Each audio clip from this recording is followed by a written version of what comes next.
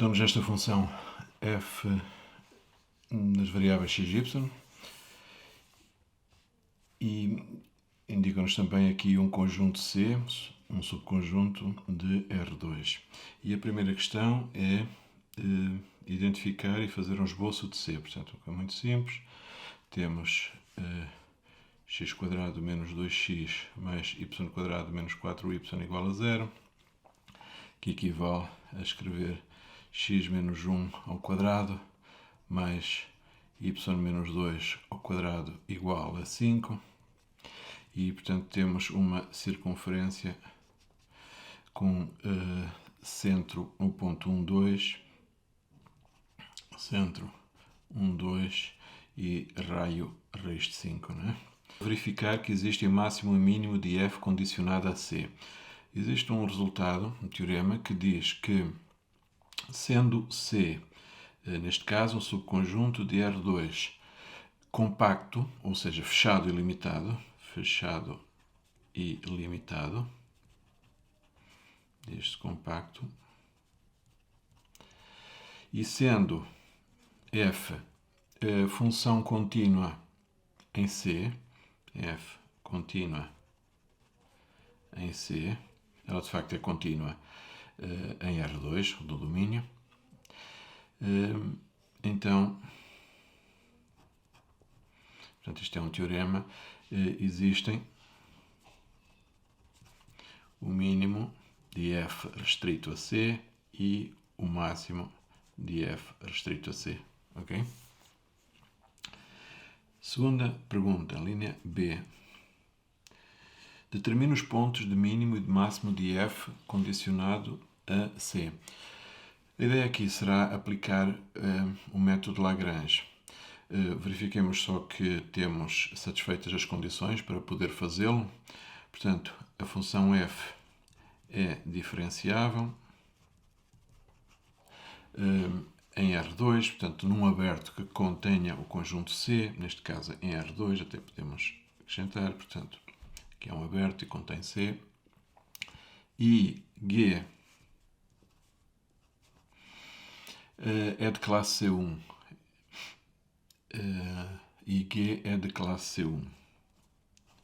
O que é esta função G? Esta função G é a função que é usada para definir o conjunto C. Portanto, até podemos colocar aqui a expressão para que não haja dúvida. O G de xy, neste caso, será x² menos 2x mais y² menos 4y. Mais uma constante, podemos considerar 0, neste caso. Portanto, isto é verdade, de maneira que podemos usar, temos as condições satisfeitas para poder usar o método Lagrange. E é o que vamos fazer. Método de Lagrange. Para resolver este problema de encontrar mínimo e máximo de f condicionado a um determinado conjunto. Okay? No método Lagrange é frequente começar por verificar se o conjunto C, portanto, se o conjunto que apresenta a restrição tem pontos singulares. Portanto, vamos colocar assim, verificar se C tem pontos singulares. Se isso acontecer, esses pontos serão candidatos à solução.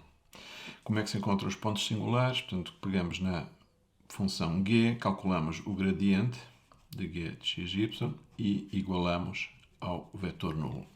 Resolvemos isto, ou seja, neste caso fica então, calculando o vetor gradiente, fica 2x menos 2, 2y menos 4, igual a 0, 0, o que equivale a dizer que xy tem apenas uma solução, que é xy igual a 1, 2. Portanto, este seria, digamos, um ponto crítico da função G, não é? Acontece que 1, 2 não pertence a C. Portanto, o 1, 2 é um ponto precisamente no centro da circunferência, mas o centro da circunferência não faz parte da circunferência, não é? Não é um ponto da circunferência. Portanto, não pertence a C, de maneira que dizemos que não existem pontos singulares. Todos os pontos de C, são regulares, até se pode dizer assim. Ou seja, não há candidatos. Sem candidatos a quê? Sem candidatos a ponto de mínimo de F restrito a C ou máximo de F restrito a C. Portanto, nós sabemos que existem estes pontos, sabemos agora que não fazem parte do conjunto de pontos singulares, por uma razão muito simples, porque C não tem pontos singulares, portanto, necessariamente só poderão estar na solução do sistema de equações a resolver, portanto, o sistema de equações do método de Lagrange. E esta solução vai, com toda a certeza, conduzir-nos aos resultados que pretendemos. O sistema de equações pode ser apresentado escrevendo que o vetor gradiente de f num ponto xy terá que ser colinear com o vetor gradiente de g no ponto xy, caso não seja o vetor nulo. Portanto, se o lambda for zero, lambda é um parâmetro real, multiplicador de Lagrange. Se o lambda for zero, teremos aqui o vetor gradiente nulo de f. Caso contrário, estes dois vetores, o gradiente de f e o gradiente de g, são colineares, não é? E além disso, o ponto naturalmente tem que satisfazer a restrição. Neste caso, tem que ser um ponto de circunferência, ou seja, g de xy igual a zero. E portanto, trata-se agora de resolver este sistema. Agora vamos substituir aqui o gradiente de f é simplesmente o vetor 2x, 2y.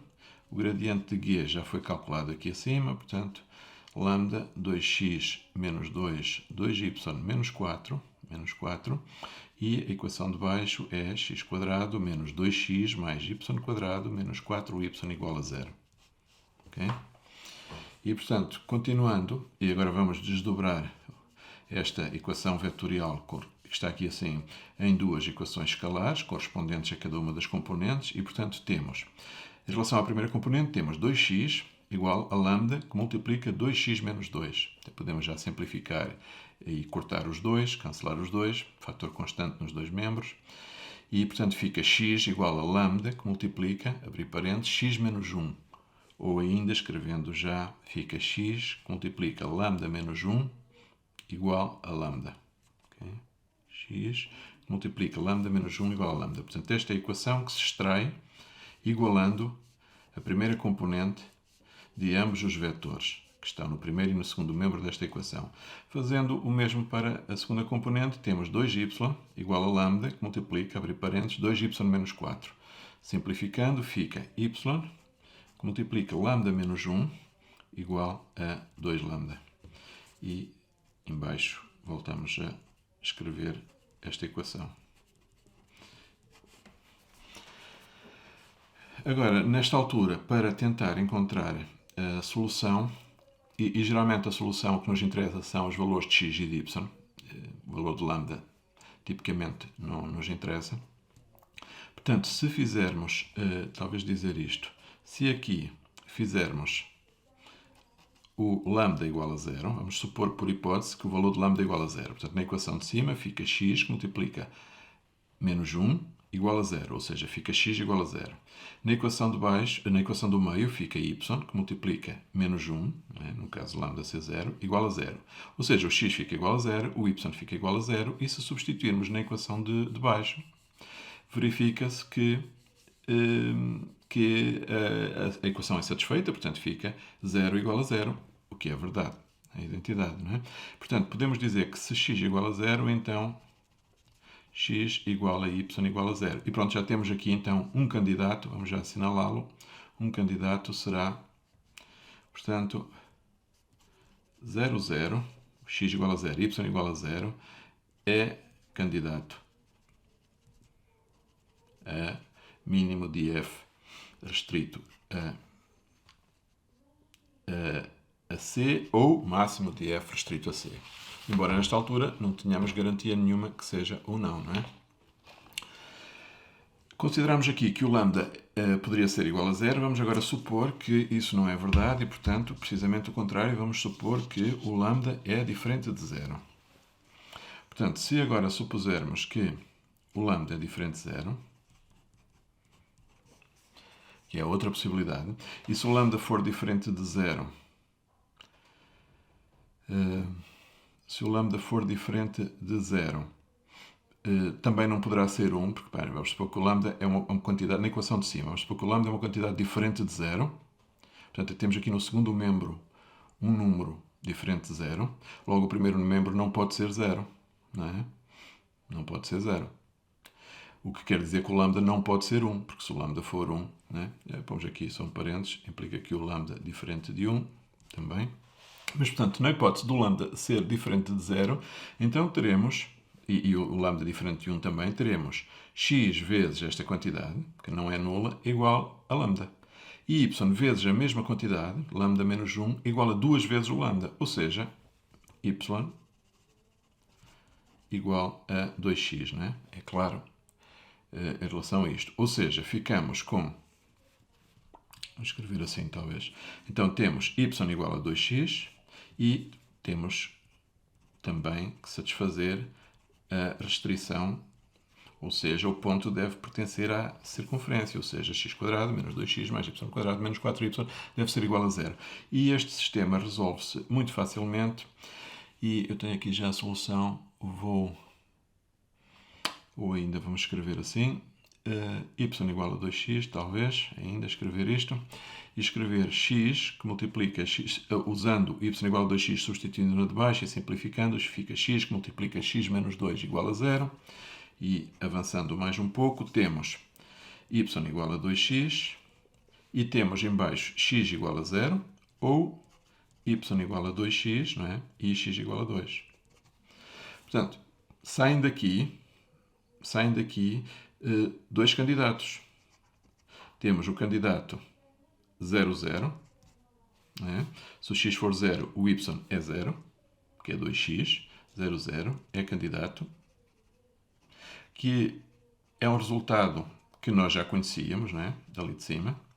Agora aparece aqui um resultado novo, que é quando o x for 2, o y fica igual a 4. Ou seja, de facto aparece aqui um ponto novo, que é o ponto 2, 4, que é candidato também. Finalmente, avaliar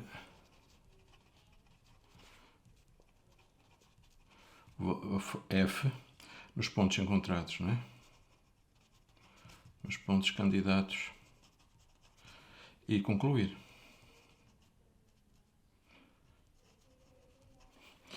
Portanto, temos ponto xy, f no ponto xy. Os pontos encontrados foram 2. Foi o ponto de coordenadas 0, 0. E o valor da função aí é 0, porque a função é x² mais y².